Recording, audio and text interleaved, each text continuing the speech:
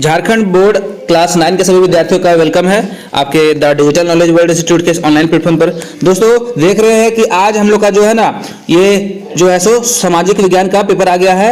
आप लोग को मालूम है कि जितने भी क्वेश्चन हम लोग कर रहे हैं सारा एग्जाम के रिगार्डिंग है, सारा इंपॉर्टेंट क्वेश्चन होता है आपका फाइनल एग्जाम को लेकर के। ठीक है, इससे पहले हमने साइंस का वीडियो अपलोड किया था जो काफी इंपॉर्टेंट था और वायरल क्वेश्चन था, तो इसलिए हमने ये क्वेश्चन आप लोग के बीच रखा है। आप लोग सारे क्वेश्चन को देखेंगे, बढ़िया से समझेंगे और 90% क्वेश्चन आपका यहाँ से आने का संभावना बनता है। ठीक है, इस सारे क्वेश्चन को आप लोग जो है सो बढ़िया से समझेंगे ताकि आपको एग्जाम में काफी हेल्प मिले और दिक्कत ना हो। तो चलिए देर न करते हुए शुरू करते हैं। चैनल पे जितने बच्चे नए हैं चैनल को सब्सक्राइब कर लेगा, वीडियो को लाइक कर देगा, अपना प्यार से कमेंट कीजिएगा कि आप झारखंड से किस डिस्ट्रिक्ट से देख रहे हैं। बाकी चलिए शुरू करते हैं और आपका जो भी क्वेरीज है कमेंट करें, उसके अकॉर्डिंग वीडियो अपलोड कर दिया जाएगा। जैसे मान लीजिए आपको कोई पेपर का चाहिए सॉल्यूशन, चाहे कोई आपका चैप्टर प्रॉब्लम है तो वो भी आप कमेंट करें, आपका जो है सो वीडियो अपलोड कर दिया जाएगा। बाकी अभी जो है सो आइए इस क्वेश्चन को देखते हैं। मोस्ट 40 इंपॉर्टेंट क्वेश्चंस है, करीब 40 क्वेश्चन। आप लोगों को मालूम है कि आपके एग्जाम में 40 क्वेश्चंस आएंगे कुल। ठीक है, जैसा कि देख रहे हैं यहाँ पे कि कुछ आप लोग का इंस्ट्रक्शन यहाँ पे है ना, यहाँ पे आपको दिखा रहे हैं कुल आपका जो सो 40, यहाँ देखिए लिखा हुआ है ना पूर्णांक, मतलब आपका जो है फुल मार्क्स 40 रहेगा। ठीक है, और समय रहेगा आपका 1.5 घंटा और 40 क्वेश्चन हर एक मार्क्स का रहेगा। जैसे लिख रहा है सभी प्रश्न अनिवार्य है और प्रत्येक प्रश्न 1 अंक का है। ठीक है, यानी कि 40 क्वेश्चन 1 मार्क्स, तो आपका 40 मार्क्स का पेपर होने वाला है सोशल साइंस का। बाकी 10 मार्क्स आपको स्कूल से मिलेगा, जो आप लोग प्रैक्टिकल कह लो। ठीक है, आपका 10 मार्क्स वहां से मिलेगा। तो करीब एक पेपर का हम लोग अगर मार्क्स काउंट करें तो 50 मार्क्स का होता है एक पेपर। तो कुल मिलाकर आपका 5 पेपर है तो 5 × 50 आपका 250 मार्क्स का एग्जाम होगा। ठीक है, तो और आप लोग जो है सो सारे क्वेश्चंस को इसलिए समय रहते हैं सारे देख लें कैसे क्वेश्चंस है कैसे नहीं है। बाकी जनरल इंस्ट्रक्शन लोग पढ़ सकते हैं वीडियो रोक करके। आइए शुरू करते हैं। तो दोस्तों ये 1 मिनट रुकेगा। तो चलिए देख रहे हैं सोशल साइंस का पेपर देख रहे हैं। आप लोग का पेपर है सोशल साइंस और 1 मिनट, हाँ, सोशल साइंस सामाजिक विज्ञान। ठीक है, और आपका मैंने अभी कहा था कि आप इंस्ट्रक्शन वीडियो को रोक करके पढ़ सकते हैं। बाकी आप लोग जानते हैं कि आपका OMR शीट पे एग्जाम होने वाला है। ठीक है, चलिए देर न करते शुरू करते हैं। हमारा सबसे पहला क्वेश्चन देख रहे हैं कि लुई 16वें के कर बढ़ाने का क्या कारण थे, मतलब कर मतलब टैक्स। ठीक है, एक बार फिर से पढ़ते हैं। लुई 16वें के कर बढ़ाने के क्या कारण थे, मतलब वो क्यों टैक्स को बढ़ा दिया था लुई 16वां। पहला ऑप्शन है फ्रांस की जनसंख्या की वृद्धि के कारण, या फिर सरकार पर कर्ज का बोझ था इसलिए, या फिर बार बार युद्ध की मार हो रही थी इसलिए, या फिर इनमें से सभी। तो आपको क्या लगता है? तो इसका राइट आंसर जो हो जाएगा ना, बहुत लोग सभी मार देंगे, लेकिन यहाँ पे रीजन ये था कि लुई 16वां नाम मात्र राजा था, बहुत ही ताकतवर राजा की गिनती में आता था। ठीक है, लेकिन उसके पास जो है सो धन नहीं था। जब वो राजा बना था ना तो उसका पूरा धन यानी कि धन खाली था, बोल सकते हैं कि इसका पूरा खजाना खाली था। तो उसको युद्ध बार बार करने के लिए भी खर्च चाहिए होता था, तो खर्च के लिए उसने क्या किया, जो है सो टैक्स लागू कर दिया, लोगों पर बढ़ा दिया, जो भी टैक्स था वो बढ़ा दिया। तो बार बार युद्ध की मार के कारण। ठीक है, और सरकार पर कर्ज का बोझ था और सरकार की जनसंख्या में वृद्धि वगैरह सब मैटर नहीं कर रहा है। ठीक है, बहुत लोग सभी देख करके सही मारेंगे, ये ऐसा नहीं कीजिएगा। चलिए, और बहुत सारा ऑप्शन में ऐसा रहता है कि वो इसलिए बढ़ा दिया था कर क्योंकि वो नाम मात्र राजा था। नाम मात्र मतलब केवल नाम का था, तो नाम का राजा था तो उसको धन नहीं था ना, तो फिर उसका नाम तो बेकार हो गया, इसलिए अपने वो कोष को, अपने फंड को भरने के लिए जो है सो कर बढ़ाया था। ये भी इसका कारण बनता है। चलिए, जैसा क्वेश्चन हम यहाँ पे देखें, जैसा ऑप्शन यहाँ पे देखें वैसा आंसर कर दिए। ठीक है, चलिए क्वेश्चन नंबर 2 देखते हैं। साम्यवादी विचार के संस्थापक कौन थे? साम्यवादी का मतलब होता है कम्युनिस्ट, मतलब सामाजिक विचारधारा वाला। सामाजिक विचारधारा के जो संस्थापक थे ना वो कौन थे? लेनिन थे कि नेपोलियन थे कि कार्ल मार्क्स थे कि हिटलर थे? Karl Marx. तो इसका राइट आंसर हो जाएगा कार्ल मार्क्स। ठीक है, कार्ल मार्क्स जो है सो साम्यवादी विचारधारा के जो है सो संस्थापक थे। ठीक है, आइए क्वेश्चन नंबर 3 देखते हैं। क्वेश्चन नंबर 3 है कि मई 1945 में किस देश ने मित्र राष्ट्र के सामने समर्पण कर दिया? मित्र राष्ट्र मतलब आप लोगों को मित्र राष्ट्र जो है सो अमेरिका को बोला गया। जो अमेरिका से दोस्ती, अमेरिका के दोस्ती में जो देश थे है ना, उसको बोला था मित्र राष्ट्र।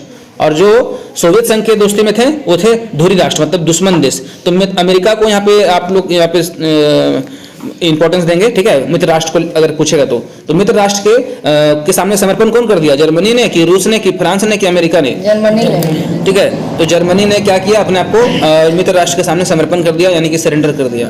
ठीक है, चलिए क्वेश्चन नंबर 4 चलते हैं। हिटलर अपने राज्य के नागरिकों में से किससे सबसे महत्वपूर्ण नागरिक मानता था? हिटलर दोस्तों किसको अपना सबसे ज्यादा मतलब महत्वपूर्ण नागरिक मानता था और उसको बहुत ज्यादा इंपॉर्टेंस देता था? Important citizen of his state कौन था? उसके पिता थे कि माँ थी कि भाई था कि बहन?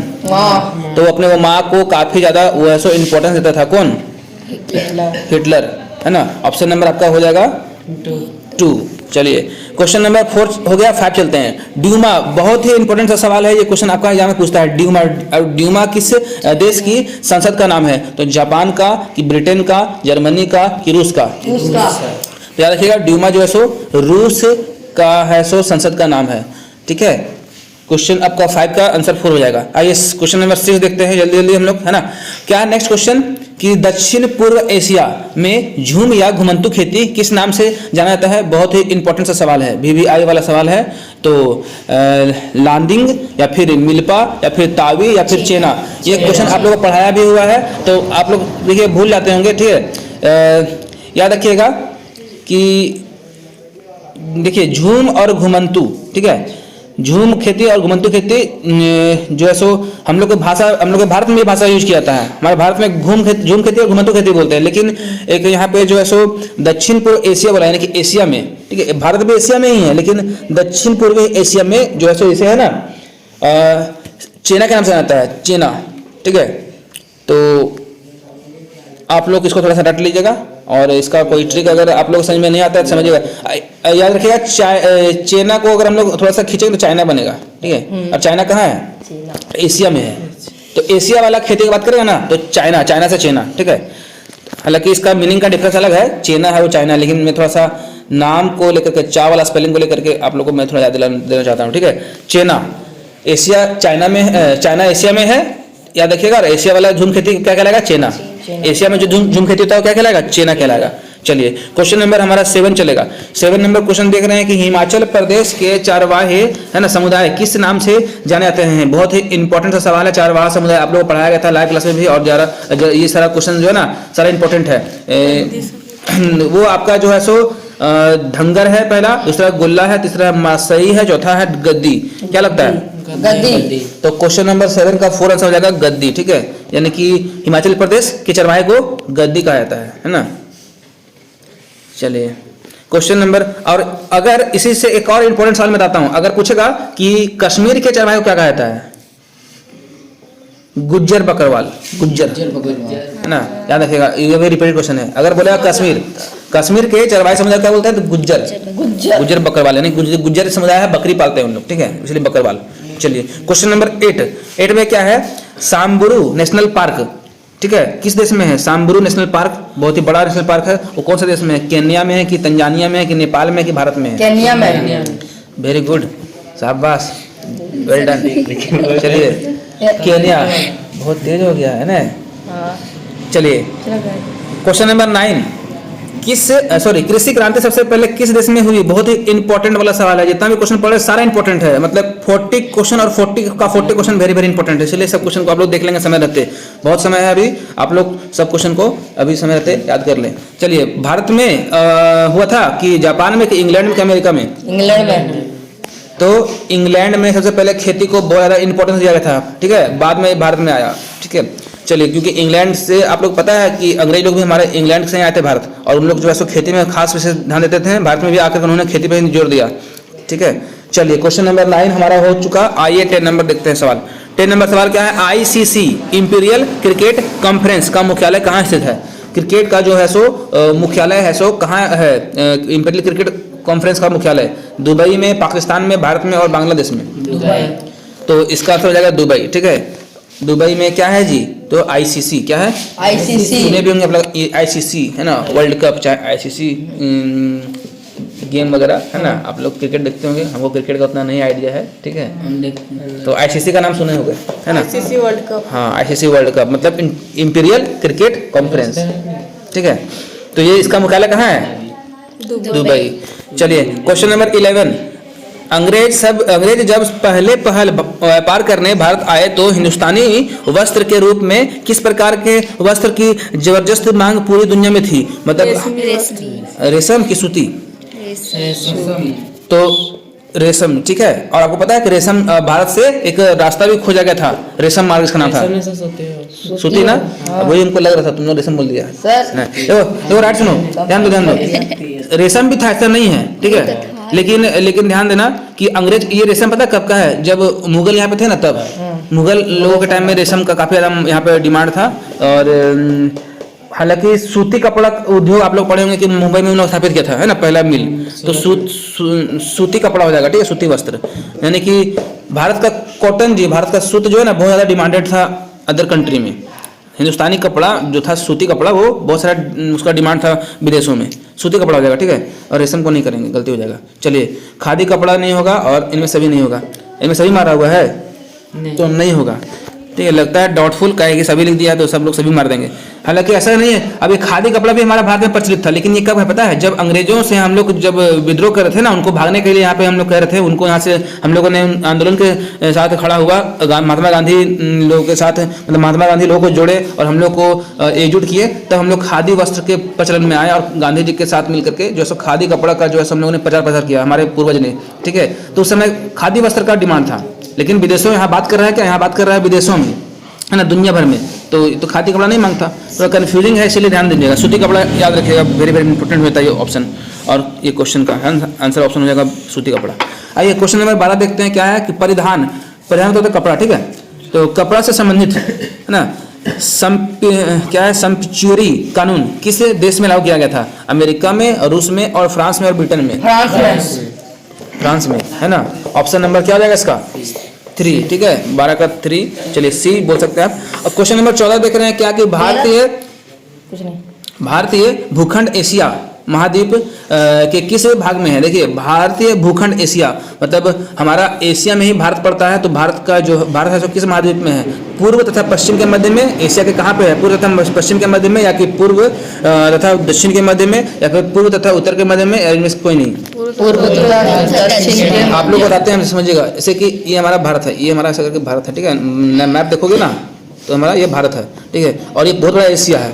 तो एशिया यहाँ पे पूरब हो गया, ये हो गया पश्चिम, ये हो गया उत्तर, ये हो गया दक्षिण, है ना। तो भारत हमारा नीचे पड़ता है एशिया का, तो दक्षिण हिस्सा आ गया और थोड़ा सा पूर्वी हिस्सा पड़ता है। तो पूर्व तथा दक्षिण, मतलब थोड़ा सा पूर्व का हिस्सा लेता है हमारा भारत और थोड़ा दक्षिण का, इसीलिए पूर्व दक्षिण आंसर हो जाएगा। पूर्व दक्षिण के मध्य में। ऑप्शन नंबर क्या हो जाएगा? बी बोले तो 2। चलिए 2 बोलिए, बी बोलिए, सही है। आइए क्वेश्चन नंबर 14 चलते हैं। झेलम, चेनाब, रावी, व्यास और सतलुज निम्न में से किसके नाम है? ये भी आप लोगों को पढ़ाया था, परवाह चैप्टर है भूगोल में, नदी, है ना। तो झेलम, चेनाब, रावी, व्यास और सतलुज ये क्या है? सेल है कि नदी है कि मृदा है कि पठार है? नदी है। परवाह चैप्टर है, हम लोग पढ़े थे, उसमें नदी का ये सब नाम है, ठीक है। चलिए क्वेश्चन नंबर हमारा 14 हो गया है। आइए चलते हैं क्वेश्चन नंबर 15 की ओर। लूनी किस क्षेत्र की सबसे बड़ी नदी है? बहुत ही इंपॉर्टेंट सा क्वेश्चन है, ये भी हम लोग पढ़ाई किए हुए हैं लाइव क्लास में भी, और जब हम लोग चैप्टर पढ़े थे तब भी, है ना। पश्चिमी राजस्थान में, पश्चिमी गुजरात में, पश्चिमी बंगाल में, और इनमें से कोई नहीं। लूनी जो है सो किस क्षेत्र की सबसे बड़ी नदी है? पश्चिमी राजस्थान में। लूनी नदी राजस्थान में है ना, और वहाँ की सबसे बड़ी नदी है ये। ऑप्शन नंबर 1 हो जाएगा 15 का। चलिए 16 नंबर सवाल देखते हैं। सुंदरबन डेल्टा बहुत ही इंपॉर्टेंट सा क्वेश्चन है। इसमें मैं कह रहा हूँ सारे क्वेश्चन इंपॉर्टेंट है, सारे क्वेश्चन को आप लोग समय रहते पढ़ लें। 40 क्वेश्चन इंपॉर्टेंट है। हाँ, सुंदरबन का डेल्टा कौन सी नदियाँ बनाती है? कृष्णा गोदावरी, गंडक कोसी, और गंगा ब्रह्मपुत्र, और सतलुज और सिंधु। गंगा ब्रह्मपुत्र। तो गंगा ब्रह्मपुत्र सुंदरबन डेल्टा जो है सो गंगा ब्रह्मपुत्र नदी से बनती है, ठीक है। सुंदरबन डेल्टा बनता है गंगा ब्रह्मपुत्र नदी से। क्वेश्चन नंबर 17 ध्यान से सुनेंगे, है ना। मार्च से मई तक माह में कौन सी ऋतु आती है? बहुत ही इंपॉर्टेंट सवाल है। देखिए मार्च अभी हम लोग का चल रहा है दिसंबर, यानी दिसंबर खत्म हो गया है। सबको happy new year in advance, है ना। तो अब है सो मार्च में आप लोग जानिए कि देखिए दिसंबर ठंडा चल रहा है ना। फिर जनवरी भी चलेगा ठंडा, है ना। फरवरी तक थोड़ा बहुत ठंडा रहेगा, है ना। मार्च ठंडा खत्म हो जाएगा, है ना। तो ठंड खत्म हो जाएगा। तो आप बताइए कि मार्च से मई कौन से सीजन आपको देखने को मिलेगा भारत में? वर्षा कि ग्रीष्म कि वसंत कि शरद? ग्रीष्म मतलब समर सीजन, है ना, गर्मी। चलिए क्वेश्चन नंबर 18 चलते हैं। ज्यादा वर्षा वाले क्षेत्रों में कम वर्षा वाले क्षेत्रों की तुलना किस प्रकार के वन पाए जाते हैं? जहाँ पे ज्यादा बारिश होता है वहाँ, और जहाँ कम बारिश होता है वहाँ। तो उसके मुकाबले में ज़्यादा वर्षा वाले क्षेत्रों हो, है ना, में कम वर्षा वाले क्षेत्रों के मुकाबले किस प्रकार का वन पाया जाता है? मतलब कम बारिश जहाँ होता है वहाँ कौन सा वन पाया जाता है? सघन और सदाबहार और पर्णपाती और कांटेदार। सदाबहार। तो सदाबहार वन, ठीक है। कम वर्षा वाले क्षेत्रों में सदाबहार वन पाया जाता है, ठीक है। ज़्यादा वर्षा वाले क्षेत्रों में कम वर्षा वाले क्षेत्रों के तुलना में, यानी कि ज़्यादा जहाँ बारिश होता है वहाँ पे सदाबहार मतलब हमेशा हरा भरा रहने वाला जंगल पाया जाता है, ठीक है। सदाबहार का मतलब होता है कि जंगल कभी सूखेगा नहीं, ठीक है। चलिए, ज़्यादा वर्षा जहाँ होगा वहाँ सदाबहार वन पाया जाएगा। क्वेश्चन नंबर 19, एशियाई शेरों का प्राकृतिक वास स्थल गिर राष्ट्रीय उद्यान। देखिए, बहुत ही इंपॉर्टेंट सवाल है। शेरों का जो है सो एक क्या लिखा हुआ है? शेरों का प्राकृतिक वास, मतलब शेरों को यहाँ पे नेचुरली उनको है सो आवास दिलाया गया सरकार के द्वारा, है ना, और उसका नाम है गिर राष्ट्रीय उद्यान, यानी टाइगर्स को यहाँ रखा गया है। और ऐसा नहीं कैद करके, टाइगर यहाँ पे आजाद रहते हैं एकदम खुला, है ना। तो वही बोला जा रहा है कि प्राकृतिक वास स्थल जो है सो ये किस राज्य में है भारत का? इसका नाम है गिर राष्ट्रीय उद्यान। कहाँ है? मध्य प्रदेश, पश्चिम बंगाल, गुजरात और झारखंड। गुजरात में। वेरी गुड, शाबाश। चलिए, गुजरात में है, ठीक है, गिर राष्ट्रीय उद्यान। अच्छा, विश्व में जनसंख्या की दृष्टि से भारत का स्थान कितना है? 7वां। दूसरा था, लेकिन अब पहला हो गया। वर्तमान में पहला। लेकिन NCERT बुक के मुताबिक अभी हम लोग क्या मानेंगे? दूसरा मानेंगे, क्योंकि हम लोग अभी नया बुक नहीं पढ़ाया गया है ना। पुराना बुक में हम लोग क्या पढ़ रहे हैं? दूसरा पढ़ रहे हैं। भारत जो है सो दूसरे नंबर पर था, लेकिन भारत अभी जो है ना इतना फास्ट हो गया है कि चाइना को छोड़ दिया पीछे।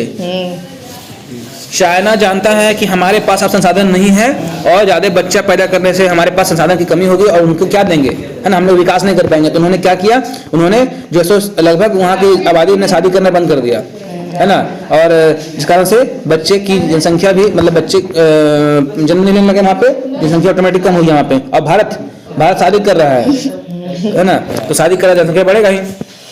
बहुत सारा यहाँ पे संसाधन दिखते नहीं है और बस यहाँ पे जो है सो जनसंख्या बढ़ रहा है। तो अभी जो अगर हम जीके के तौर पे अगर हम लोग करंट जीके पढ़े ना, तो अभी भारत कितना नंबर पे है? पहला नंबर पे है, ठीक है। लेकिन आपके बुक के मुताबिक दूसरा नंबर पे है। चलिए, क्वेश्चन नंबर 21, भारत सरकार ने किस वर्ष में परिवार नियोजन के लिए राष्ट्रीय कार्यक्रम शुरू किया? परिवार का नियोजन, परिवार प्लानिंग, मतलब जो बोलता है ना इंग्लिश में national programme for family planning. Family planning योजना सरकार ने कब शुरू किया? 1950 में, 1952 में, 1960 में, 1962 में? 1952 में। तो 1952 में सरकार ने क्या किया? परिवार योजना यानी कि फैमिली प्लानिंग योजना शुरुआत किया था, ठीक है। इसमें क्या होता है कि बच्चे ज़्यादा नहीं रखना है ना। अभी जैसे कि 2 से 3 बच्चे ज़्यादा नहीं, ज़्यादा बच्चे रखने से क्या होगा? सरकार क्या करेगी? उनको लाभ से वंचित कर देगी, इस तरह का कानून। चलिए, क्वेश्चन नंबर 22, भारत का कौन सा राज्य 3 तरफ के से बांग्लादेश से घिरा हुआ है? असम, कि सिक्किम, कि मिजोरम, कि त्रिपुरा? तो यहाँ बोला रहा है कि 3 राज्यों से घिरा है ना, बांग्लादेश से घिरा है ना। कौन सा राज्य 3 तरफ से बांग्लादेश से घिरा है? ठीक है, अब लोग मैप देखेंगे तो आपको नजर क्या आएगा? ऑप्शन नंबर आपका इसमें हो जाएगा डी ना, त्रिपुरा आपको नजर आएगा, ठीक है। 4 ऑप्शन।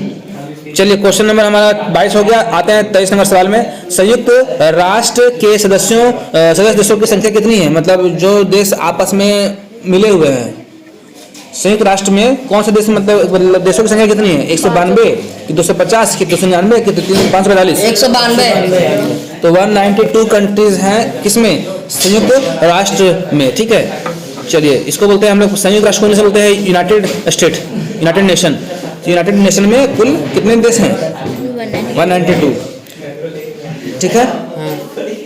सवाल नंबर 24, अक्टूबर 1960 में पोलैंड में 1990 है ना, अक्टूबर 1990 में पोलैंड में किस पद के लिए पहली बार चुनाव हुआ था? पोलैंड में सबसे पहले चुनाव हुआ था, वो भी किस पद के लिए? प्रधानमंत्री के लिए, कि रक्षा मंत्री के लिए, कि राष्ट्रपति के लिए, कि विधायक के लिए? राष्ट्रपति के लिए। इसका क्या होगा आंसर? राष्ट्रपति। तो राष्ट्रपति। आपको पता है भारत एक ऐसा देश है जहाँ पे प्रधानमंत्री का चुनाव होता है, और एक आध देश और भी है, मान लो कि पाकिस्तान भी है और भी कुछ देश है, लेकिन लगभग देश में क्या होता है कि राष्ट्रपति चुनाव होता है, ठीक है, राष्ट्रपति चुनाव होता है लगभग देश में। चलिए, सवाल नंबर 25, क्या लोकतंत्र क्या है?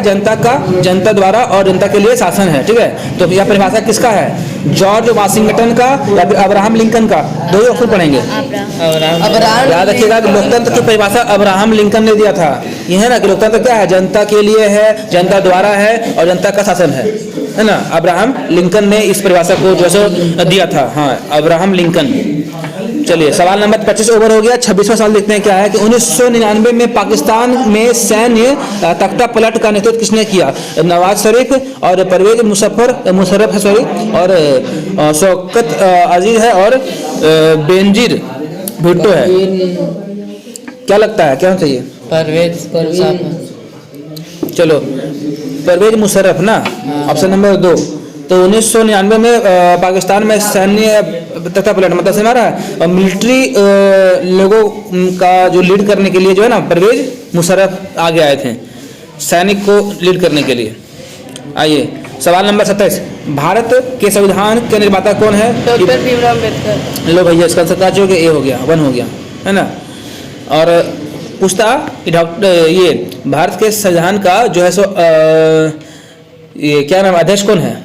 राजेंद्र प्रसाद, डॉक्टर राजेंद्र प्रसाद। ठीक है, चलिए हो गया। सवाल नंबर 27 ए हो जाएगा, 1 हो जाएगा। 28 नंबर सवाल देखते हैं क्या है कि भारत में वयस्क मताधिकार की उम्र सीमा क्या है? वयस्क मताधिकार मतलब एडल्ट फ्रेंचाइजीज ऑफ इंडिया, मतलब वोट देने का उम्र जो होता है 18 वर्ष। चलो आगे नहीं पढ़ना है, 18 वर्ष आंसर को लॉक कर देना है। सवाल नंबर 29, प्रत्येक नागरिक को अपना प्रतिनिधि चुनने और जनप्रतिनिधि के तौर पर चुने जाने का अधिकार कौन देता है? संसद की, निर्वाचन आयोग की, राष्ट्रपति की, संविधान? संविधान ही सभी को क्या करता है? अधिकार देता है ना, आपको चुनाव से लड़ने से लेकर चुनाव में खड़ा होने का, है ना। चलिए सवाल आपका 29 का 4 हो जाएगा आंसर।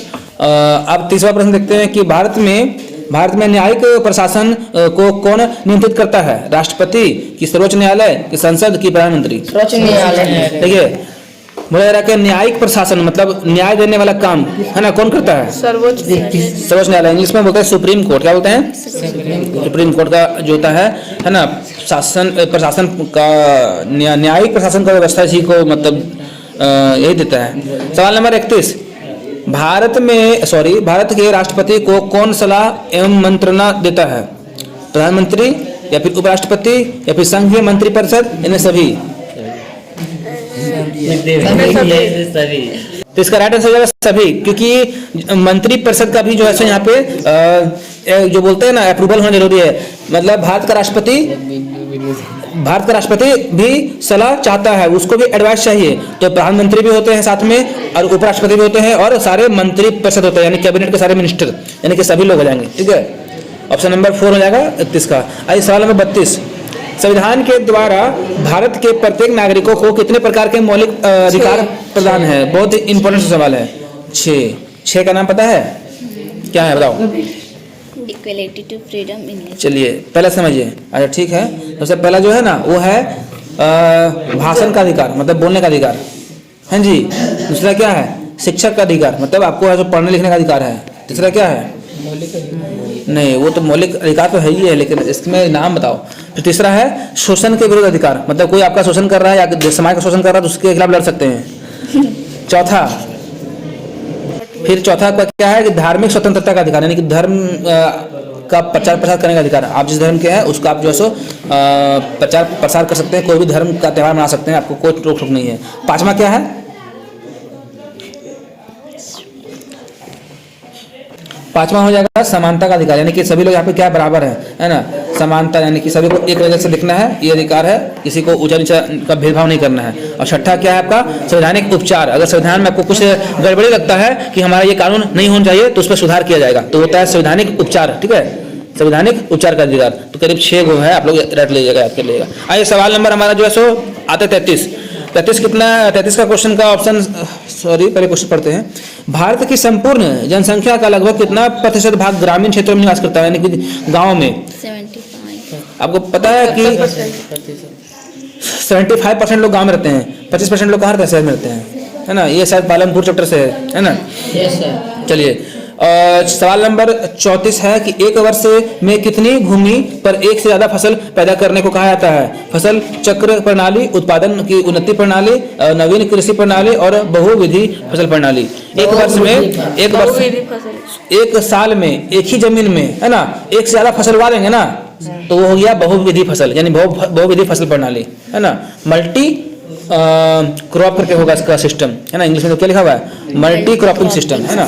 इंग्लिश में याद रखना, मतलब एक साल में एक जमीन में एक से अधिक फसल को उगाने को बोलते हैं। सवाल नंबर 35 देखते हैं क्या है कि भारत में स्त्रियों की साक्षरता दर पुरुषों की साक्षरता दर से कितनी है, कम है कि अधिक है?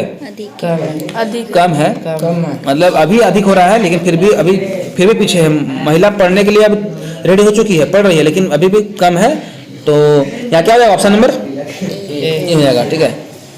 चलिए सवाल नंबर 35 हो गया, चलते 36। अब आने वाले समय में लड़के लोग ही पढ़ने के लिए आगे निकल जाएंगे, लड़का लोग खाली क्या करेगा पता है, मोबाइल चलाएगा, इंस्टाग्राम चलाएगा, फ्री फायर खेल रहेगा। हाँ ठीक है। चलो सवाल नंबर 36, आर्थिक विकास कहा कि लड़के लोग को मैया समाज योजना भी मिलने लगा है ना, पैसा सब मिलेगा तो पढ़ेंगे नहीं हम लोग। 20,000 हाँ 25,000 नहीं दिया बहुत लोग इस बार। 50,000 भी मिलता है सर, क्या लड़की लोग को। क्या सर मिलता है?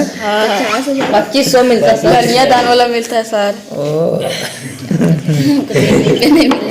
लड़की लोग को इतना फायदा है ना, लड़का लोग भी मांगेगा लड़की लोग से। चलो आर्थिक विकास की दृष्टि से निम्न में से कौन सर्वाधिक महत्वपूर्ण है, उत्पादन की, भूमि की, मानवीय पूंजी या फिर श्रम? मानव पूंजी। यानी कि अगर हम लोग बात करें ना कि उत्पादन करना है, अर्थव्यवस्था को मतलब आपको आगे बढ़ाना है, तो मानवीय पूंजी चाहिए। मतलब आदमी स्वयं एक पूंजी है। अर्थव्यवस्था मतलब डॉक्टर है, टीचर है ना, पायलट है, ड्राइवर है, छोटा सा बड़ा सब कर्मचारी क्या है, मानवीय पूंजी है। और मानवीय पूंजी क्या करता है, आर्थिक स्थिति को विकास करता है, अर्थव्यवस्था का विकास करता है, ठीक है। कोई भी आदमी देख रहे हैं, अगर आप वो सेवा प्रदान कर रहा है समाज में, तो क्या है, आर्थिक विकास कर रहा है, ठीक है, मानवीय पूंजी कहलाएगा वो, ठीक है। चलिए सवाल नंबर 37, सिंचाई और हरित क्रांति। सिंचाई और हरित क्रांति के प्रसार से किस क्षेत्र में रोजगार के अनेक अवसर सृजित हुए हैं? कृषि, उद्योग, शिक्षा और स्वास्थ्य। कृषि में आपका जो है ना हरित क्रांति बोला गया ना, हाँ, सिंचाई और हरित क्रांति में जो है सो आपका रोजगार का सृजन कृषि में ही देखने को मिलेगा। चलिए क्वेश्चन नंबर 37 का आंसर ए हो जाएगा, यानी 1। 38 नंबर सवाल है कि भारत के किस प्रधानमंत्री के द्वारा 1968 में गेहूं क्रांति शीर्षक से एक विशेष डाक टिकट जारी किया गया था? मोरारजी देसाई के द्वारा, या फिर राजीव गांधी के द्वारा, फिर इंदिरा गांधी द्वारा, फिर लाल बहादुर शास्त्री द्वारा? इंदिरा गांधी जी ने क्या किया था यहाँ पे जो है सो 1968 में गेहूं क्रांति मतलब गेहूं का विशेष उत्पादन के लिए उन्होंने एक डाक टिकट जारी किया था कि लोग उसको, अगर उस समय पहले फोन नहीं मिलता था, अभी हम लोग फोन किसी को लगाते हैं तो नहीं बोलता है कि धोखाधड़ी से बचे, है ना आपको, तो फोन से होता है ना प्रचार, पहले डाक टिकट से होता था प्रचार। कोई भी आदमी पहले टिकट भेजता था, मतलब ये लेटर वगैरह भेजता था, डाल देता था रूपन। हाँ पहले लोग लेटर पढ़ता था, है ना, किसी का हाल चाल जाने के लिए, तो उसमें लिखा जाता था गेहूं क्रांति के बारे में, गेहूं को पैदा बढ़ाने के लिए, है ना।